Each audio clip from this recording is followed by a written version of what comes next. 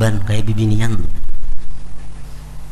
ujung mau ujung diletakkan bejuntai ke bawah, mestinya diselingkuhakan ke kanan ke kiri. Nah kayak itu maka amun bersurban diandak di kepala, nah, ujungnya diletakkan bejuntai kiri kanan, nah itu kada boleh. Alhamdulillahirabbil alamin wa bihi nasta'in ala umurid dunya waddin. Wassalatu wassalamu ala habibi rabbil alamin sayyidina wa maulana Muhammadin al-amin wa ala alihi wa sahbihi wat tabi'in wa man tabi'ahum bi ihsanin ila yaumiddin. Amma ba'du, faqad qala al-imam Hujjatul Islam Abu Hamid Al-Ghazali rahimahullah wa nafa'ana bi ulumihi fid dharain amin. Larangan-larangan artinya perkara-perkara yang ditegah dilakukan di dalam sembahyang, perkara-perkara yang kada boleh dilakukan di dalam sembahyang. Rasulullah sallallahu alaihi wasallam melarang dalam salat dari as-safan dan as-sabad, yang keduanya telah kami sebutkan. As-safan telah disebutkan dahulu, artinya adalah irtifa'u ahadil qadamain, artinya batis itu bertinggi sebelah. Umpamanya tangan ini contohnya batis sebelah bertinggi, ini dilarang macam itu. Atau sebelah bermaju, nah mestinya rata dinto batis kita, ini maju sedikit sebelahnya, itu dilarang juga. Jadi mesti bujur-bujur rata batis kita ini, karena dilarang oleh Rasulullah. Batis itu bertinggi sebelah dilarang, bermaju sebelah kada boleh juga, mesti rata. Nah, jadi kada kawa kada diitihi dahulu batis sebelum sembahyang, kita itihi dahulu batis rata kada sudah.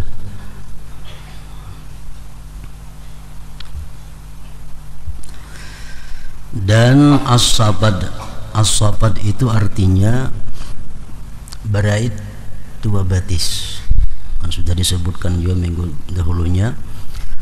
Batisnya itu betatai dua berait. Nah sembahyang batisnya betatai dua,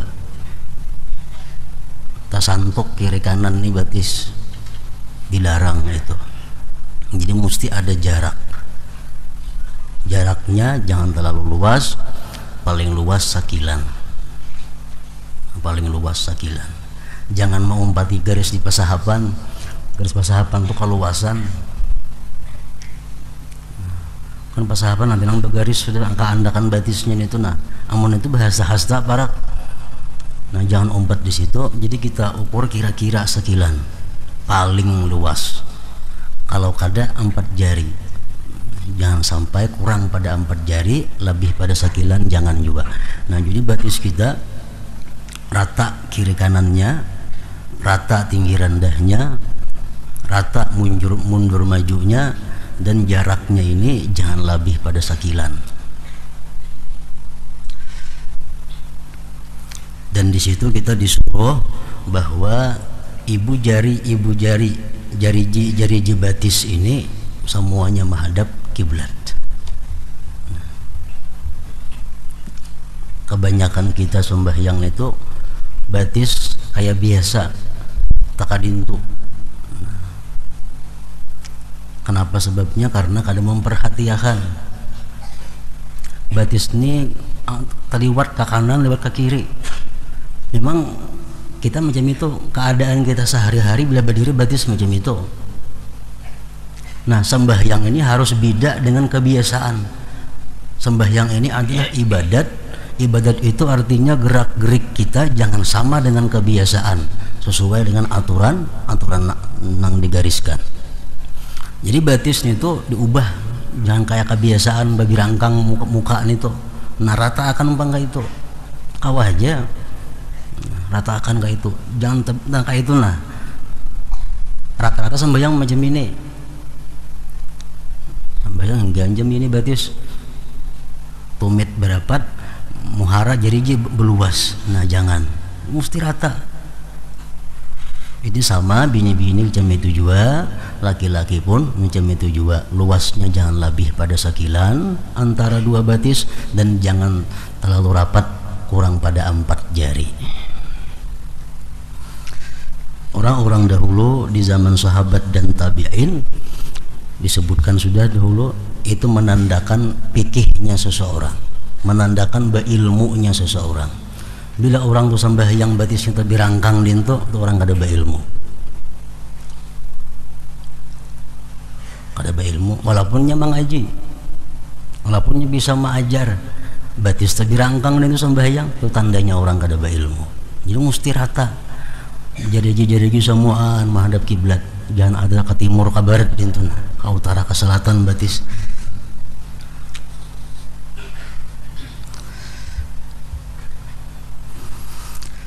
Rasulullah Shallallahu Alaihi Wasallam melarang dalam salat dari as-safan dan as-sabat.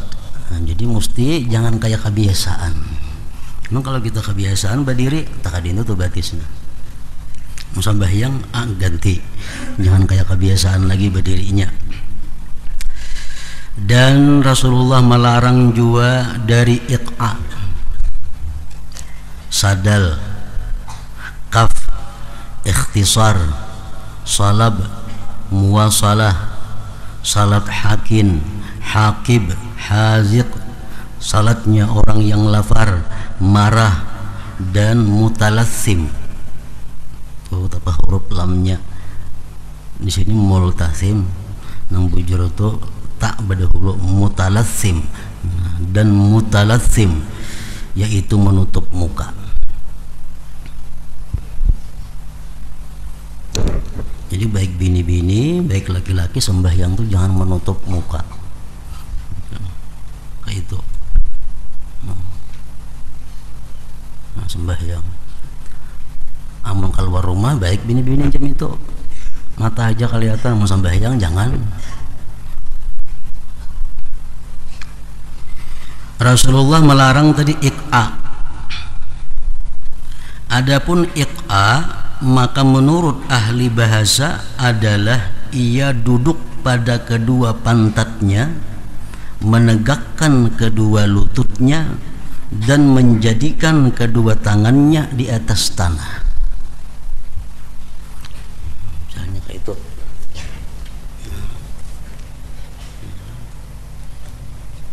Ini duduk iqa ngarannya. Sembahyang macam ini duduknya dilarang, ada boleh. Duduk di atas pantat, ini cagat berdiri, tangan ke tanah telapaknya, seperti anjing.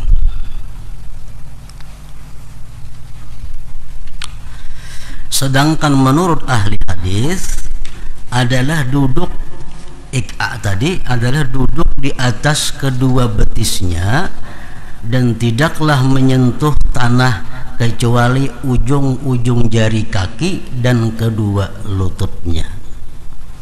Nah, contohnya macam itu kira-kira. Nang menyentuh tanah cuma lutut lawan ujung jari. Nah macam ini dilarang. Baik tasahud awal, baik duduk antara dua sujud, baik duduk istirahat, jangan macam ini duduk.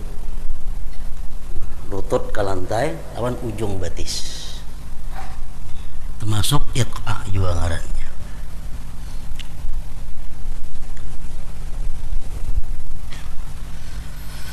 Adapun sadal menurut ahli hadis adalah berselimut dengan pakaiannya dan ia masukkan kedua tangannya dari dalam, lalu ia rukuk dan sujud demikian.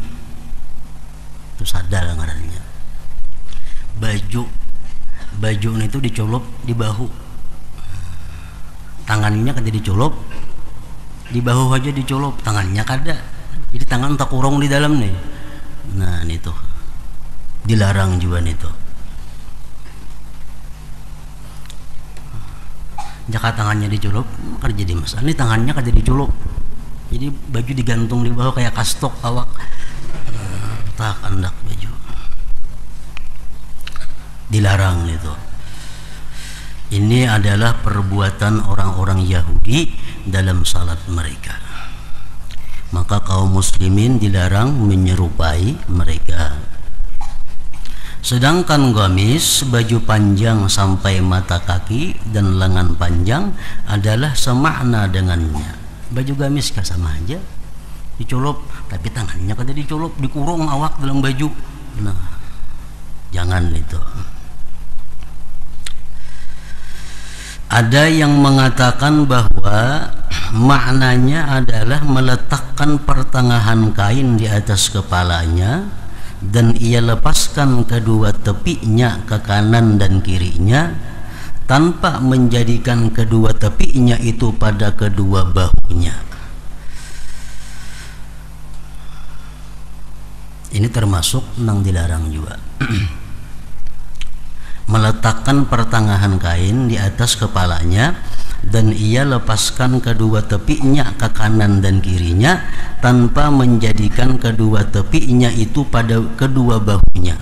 Pendapat yang pertama adalah lebih mendekati kebenaran, namun sama pada kedua-duanya dilarang.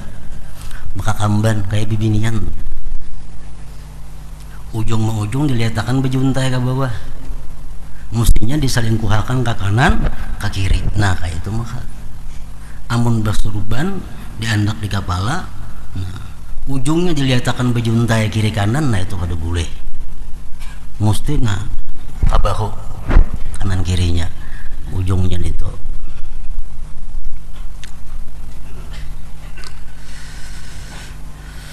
Adapun kaf, maka ia mengangkat kainnya dari muka atau dari belakangnya apabila ia mau sujud.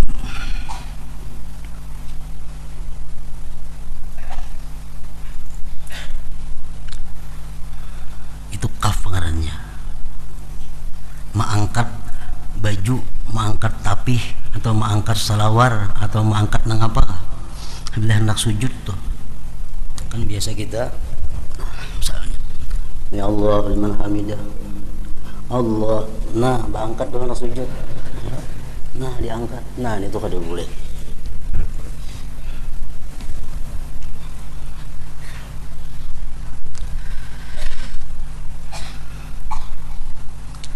Sama menggulung tangan, baju tangannya.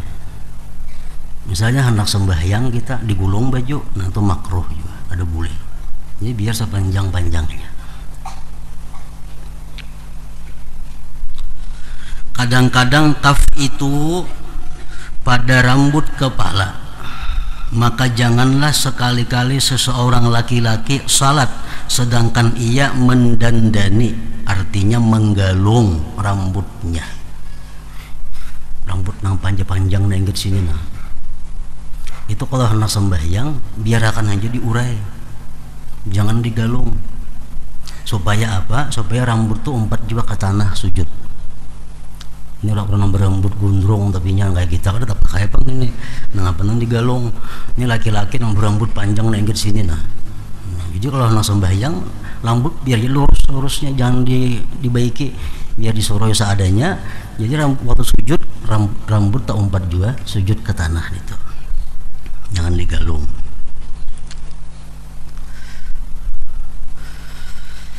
Itu bagi laki-laki. Kalau bini-bini kada jadi masalah itu, digalung kada dalam mukana tuh kada jadi soal.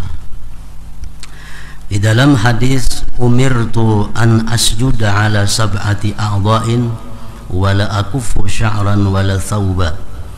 Artinya saya diperintah, ujar Rasulullah, untuk sujud atas 7 anggota badan dan saya tidak menahan rambut dan kain.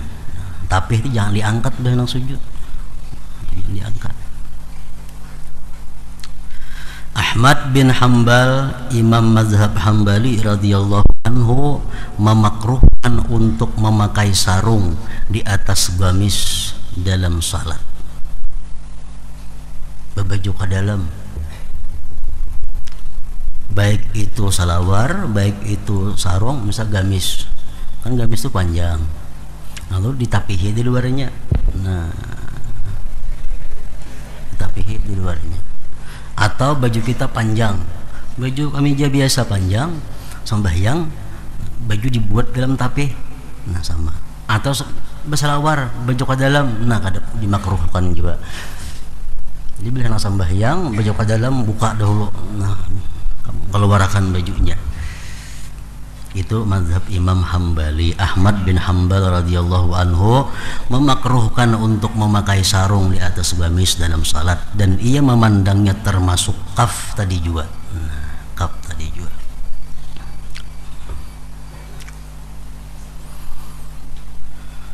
Jadi walaupun lain mazhab daripada kita, urusan yang dilarang tetap kita mengikuti karena mengambil apik.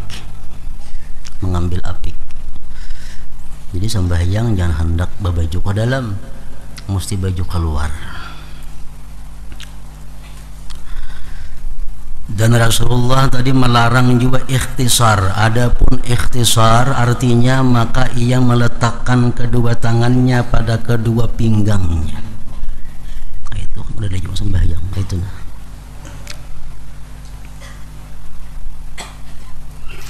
Adapun salap adalah ia meletakkan kedua tangannya pada kedua pinggangnya dalam berdiri, dan ia renggangkan kedua lengannya pada berdiri itu. Ini berdiri pakai pinggang.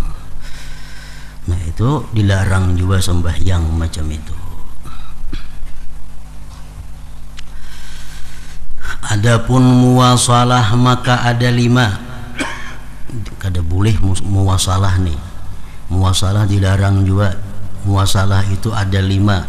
2 pada imam, yaitu agar tidak menyambung bacaannya Fatihah dengan takbiratul ihram. Jadi mesti ada diam. Allahu Akbar, bismillahirrahmanirrahim. Tarawih rajin bancapan tu nah. Kada bakuma-kuma lagi, semuaan berait jadi satu. Dilarang itu. Jadi takbiratul ihram itu kita Allahu Akbar, kita disuruh bertahan sekurang-kurangnya sekadar subhanallah. Nah, yang kedua, agar tidak menyambung rukuknya dengan bacaannya lakum dinukum waliyadin, Allahu Akbar, bersambung. Jadi lakum dinukum waliyadin mesti bermandak dahulu sekadar subhanallah, hanyar takbir ruku Allahu Akbar. Dan 2 pada makmum, yaitu agar tidak menyambung takbiratul ihram dengan takbir imam.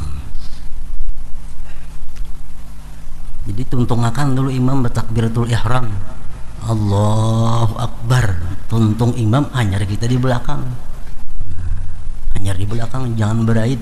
Itu bisa kadesah kena sembahyang kita. Mun imam belum tuntung takbiratul ihram, kita sudah takbiratul ihram juga.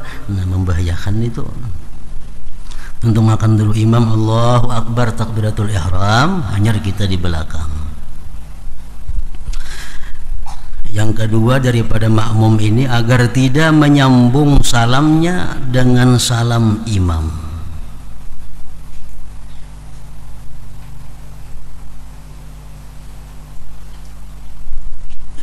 Jangan bersambung salamnya dan salam imam. Itu tuntungakan dulu imam itu salam. Keduanya hanyar kita salam. Itu anjurannya.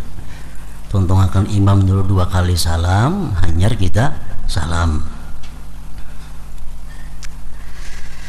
Dan satu di antara keduanya, imam dan makmum, yaitu agar tidak menyambung salam fardu dengan salam kedua, dan agar ia pisahkan antara keduanya. Salam pertama itu salam rukun, salam rukun sembahyang. Sedangkan salam yang kedua salam yang sunat. Nah, antara fardu dan sunat itu jangan digabung, mesti dipisah.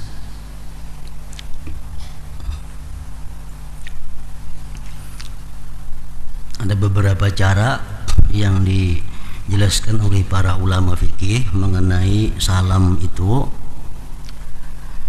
Nah, jadi kita mulai salam, wajah kita masih ke arah kiblat. Begitu kita wabarakatuh, wajah kita sudah di ujung sana. Nah, jadi contohnya misalnya salam, assalamualaikum warahmatullah. Ini parai buliknya berana aja.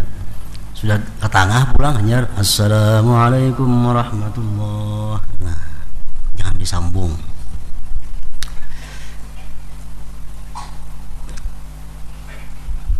Jadi jari nang kita tasyahud itu nang angkat itu sampai salam hanya habis diangkat.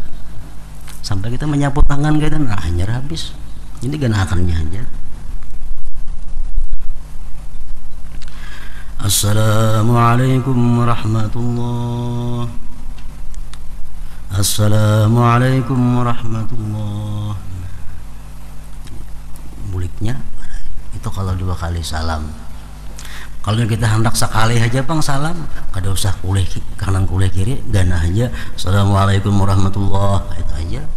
Hendak sekali aja misalnya salam, hendak 2 kali, nah jangan ke kiri ke kanan, lurus ke situ aja.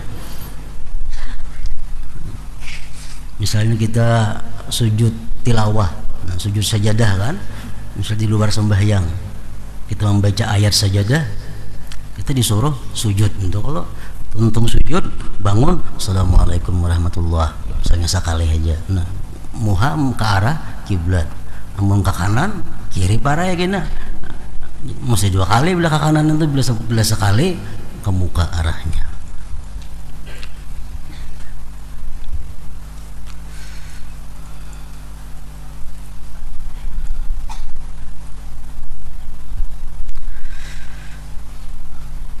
Adapun hakin adalah karena menahan kencing.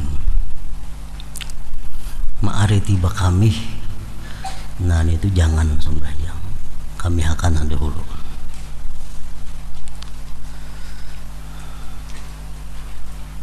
Walaupun kalau putan berjamaah ada juga masalah. Anggaran untuk kami berjamaah. Walaupun kalau bukan berjamaah, kami akan dahulu. Jangan ma'aritin itu. Sedangkan hakib kada boleh juga sembahyang dalam keadaan hakib karena menahan berak, buang air besar, kada boleh juga. Al-hazid adalah orang yang mempunyai khuf garis miring sepatu yang sempit. Sembahyang itu boleh aja bersepatu, kada jadi masalah. Ngarannya khuf, sepatunya khusus itu. Jangan nang halus, nang sasak. Nah dikiaskan ke situ baju kah, salawar kah, jangan nang sasak di bawah sembahyang itu. Semuanya itu menghalangi kekhusyuan, hendak bakami. Jelas sudah sembahyang ada kekaruan. Dalam artian itu adalah orang yang lapar. Orang yang lapar jangan dibawa sembahyang dahulu, buka makan dulu. Makanya orang puasa tuh, puasa begitu azan berbunyi makan dulu, hanya sembahyang maghrib. Amun kada tahan, amunnya tahan bagus saja, sedikit saja minum sembahyang maghrib baik lagi. Ini kalau kau kada tahan, nah jadi buka puasa makan, tumpang makan hanya sembahyang maghrib, amun kada tahan. Dan orang yang sedih, maksudnya orang yang masih dalam keadaan pikiran kalut, banyak masalah yang dihadapi, ya ditunda dulu sembahyang, tenangkan dulu, ditenangkan dulu. dipahami larangan salat bagi orang yang lapar dari sabdanya sallallahu alaihi wasallam, "Iza hadaral 'asha wa uqimatis shalah fabda'u bil 'asha illa ayyadhiqal waqtu aw yakuna sakinal qalbi." Artinya, apabila datang makan malam dan didirikan salat, maka mulailah dengan makan malam itu, kecuali waktunya sempit atau hatinya tenang. Orang kamat, orang di rumah sudah besurong makanan. Amun kalanggar, kamu salah, kada terganggu dengan makanan tadi, kada jadi masalah. Kalau terganggu karena makanan tadi, nah dahulu akan makan. Di dalam hadis la yadkhulanna ahadukumus shalah wa huwa muqattibun wa la yusalliyanna ahadukum wa huwa ghadban. Artinya, janganlah salah seorang daripadamu salat padahal ia sedang kalut,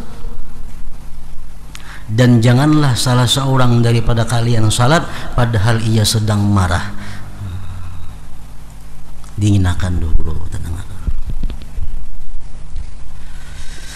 Al-Hasan berkata, setiap salat yang padanya hati tidak hadir, maka salat itu lebih segera kepada siksaan.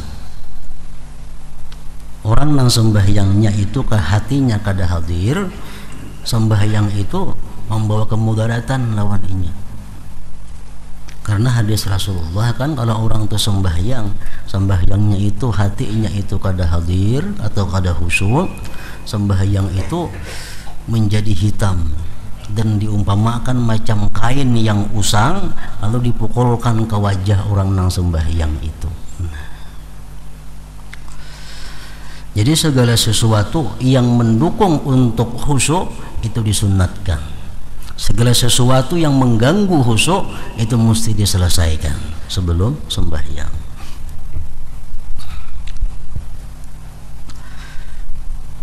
Di dalam hadis, sab'atu asya'a fis shalah minasyaitan, ar-ru'ab wan nu'as wal waswasatu wat tasa'ubu wal hukaku wal iltifatu wal abasu bisyai'. Artinya, 7 hal di dalam salat itu dari syaitan, yaitu darah dari hidung, rastungan. Otomatis sembahyang kita kan teluruk darahnya itu najis, batal.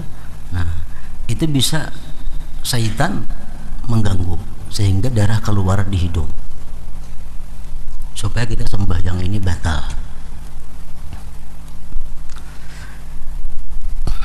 Kemudian kantuk, mengantuk, itu dari syaitan. Was-was dari syaitan juga. Kuap, menguap sembahyang, itu dari syaitan. Gusuk-gusuk, garu-manggaru dalam sembahyang, itu adalah pekerjaan syaitan. Lagi belum sembahyang kita ada rasa gatal, ada awak. Begitu Allahu Akbar, kepala lah gatal, belakang lah gatal. Syaitan menggeritiki supaya kita ini menggaru. Nah,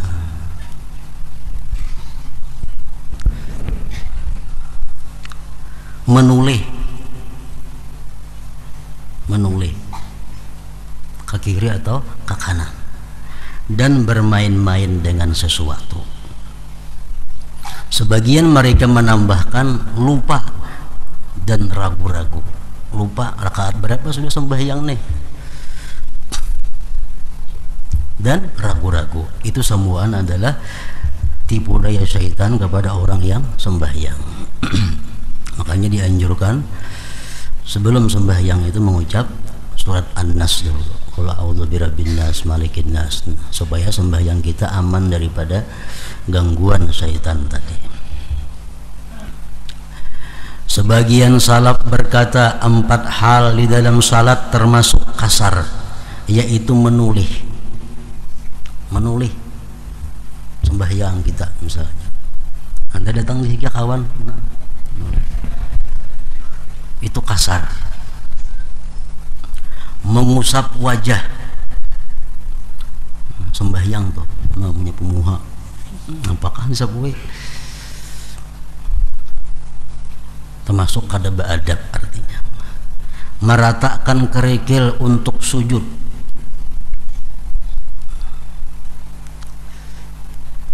Begitu hendak sujud, dibersih dahulu nih, nampajang dahi bandak nih. Dan kamu salat di jalan orang yang liwat di mukamu. Artinya sembahyang di jalan, sembahyang di kalaluan orang. Nah itu. Dan beliau Rasulullah melarang juga dari menjalin jari-jarinya, memanja. Memang tidak jawab kayak kita macam ini sembahyang tangan. Maka ini bebanjanya adakah? Ada.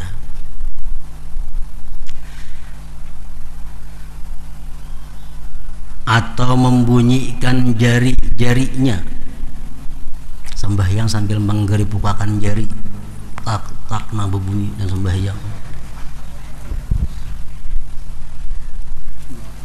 Waktu berdoa aja kada boleh, itu apalagi sembahyang. Berdoa ini nah, menanti lawan Tuhan supaya diberi rahmat, supaya dikabulkan doa, tapi tangan geripukan itu apa?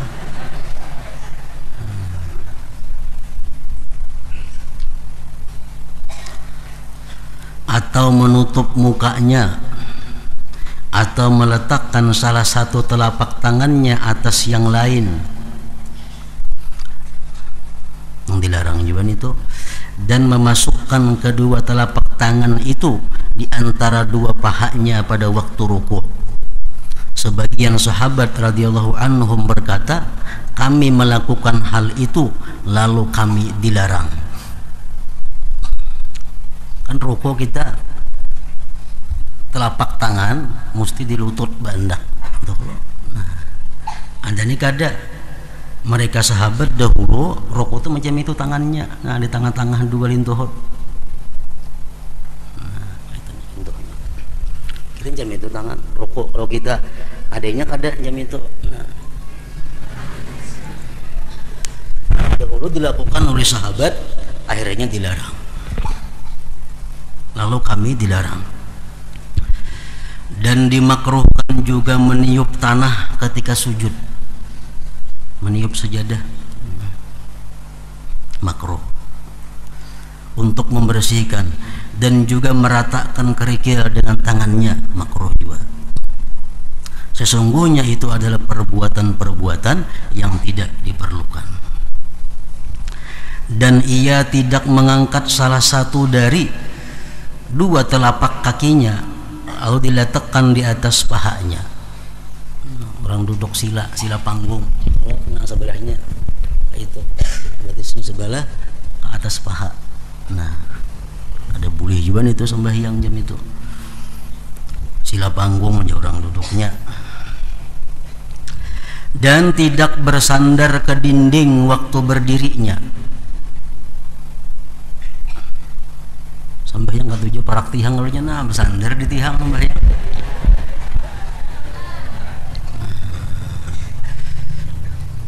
Jika ia bersandar sekiranya di dinding itu dicabut lalu ia jatuh, maka menurut pendapat yang lebih zahir, yang menang adalah salatnya batal, kada sah artinya. Allahu a'lam. Membedakan fardu-fardu dan sunat-sunat termasuk yang wajib, termasuk syarat sah sembahyang. Kita kau membedakan mana nang fardu, mana nang sunat. Seluruh apa yang kami sebutkan itu mengandung fardu-fardu dan sunat-sunat, adab dan hayat tingkah dari sesuatu yang seyogianya bagi orang yang ingin menempuh jalan akhirat untuk memeliharanya seluruhnya. Jadi sekecil apapun yang disuruh oleh Rasulullah dalam sembahyang hendaknya dilaksanakan. Sekecil apapun yang dilarang oleh Rasulullah di dalam sembahyang itu hendaknya kita jauhi. Memang kita kada kawa pas 100% sembahyang itu macam Rasulullah, kada kawa. Ada hadis Rasulullah, saddidu artinya bujur-bujur, harus pas artinya. Nah, amun kadakawa wa qaribu, parak pas barang. Parak pas, mun kadakawa pas sama sekali, parak lawan pas. Fardu dari jumlah itu ada 12 perkara, yaitu niat, itu fardu.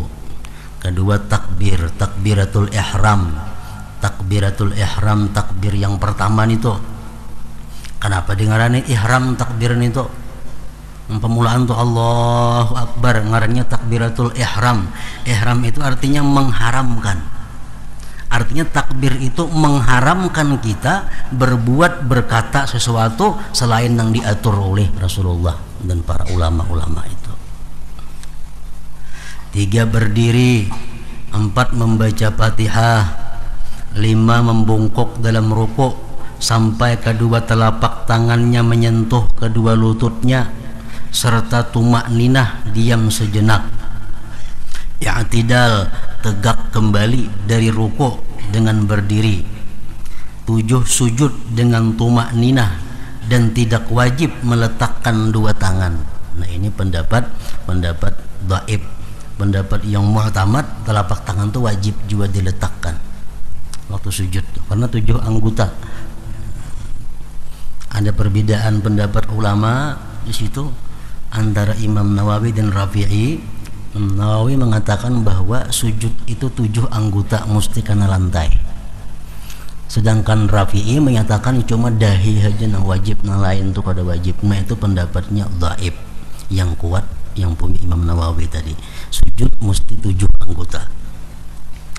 8 bangkit dari sujud dengan duduk antara 2 sujud ngarannya rukun juga. Duduk untuk tasyahud akhir rukun juga. 10 membaca tasyahud akhir rukun juga.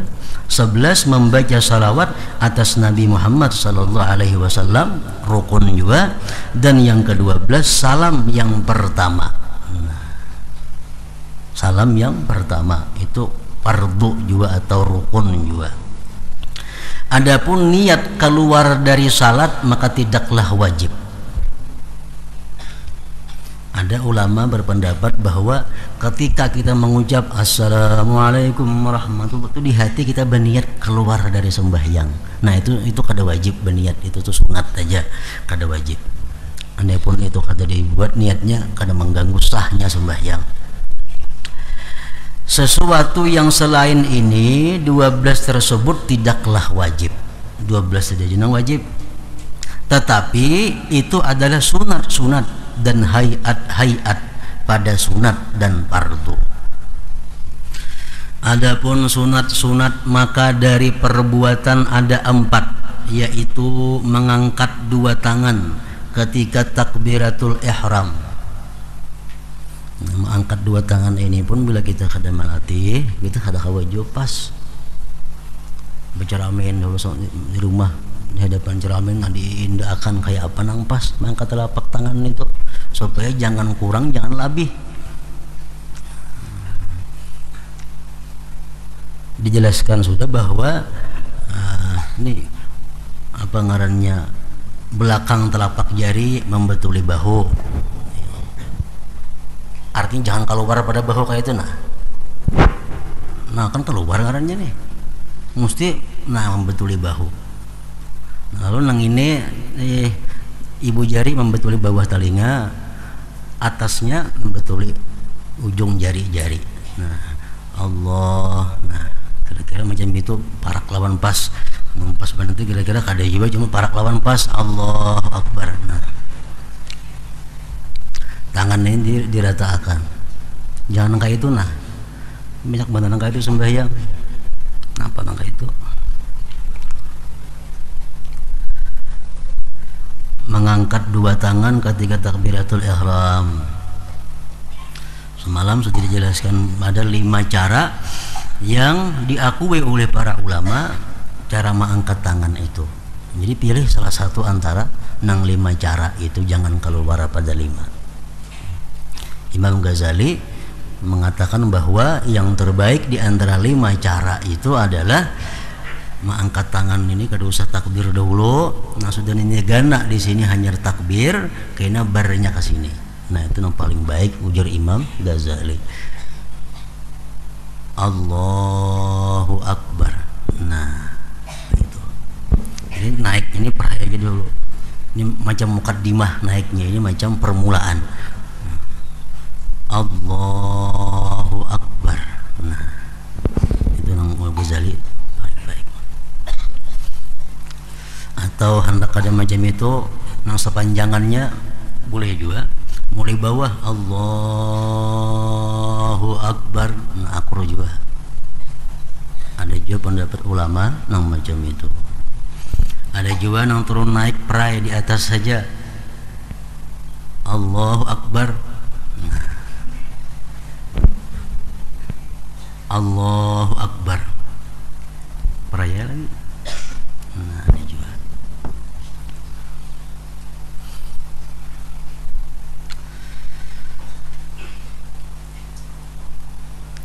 Mengangkat dua tangan ketika turun ke ruku. Kayak ini kita untuk asalnya lakum dinukum waliyadin. Mengangkat tangannya sunat juga. Tangan sunat. Mulai takbir mulai sudah gana di sini. Jadi mengangkatnya prayer lakum dinukum waliyadin. Allahu Akbar. Nah kalian tuhut tangan. Jadi mulai Allahu Akbarnya mulai di atas Allahu Akbar. Ketiga, mengangkat dua tangan ketika bangkit dari ruku ke berdiri kayak atidal.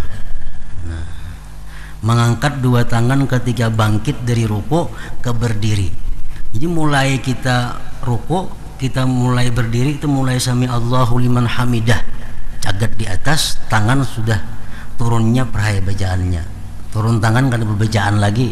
Contohnya misalnya ruku sami Allahu liman hamidah, perhayanya turunnya perhaya.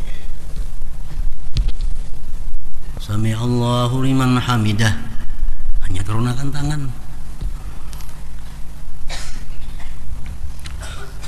Itu sunat. Mengangkat dua tangan ketika bangkit dari ruku ke berdiri. Yang keempat, duduk untuk tasyahud awal.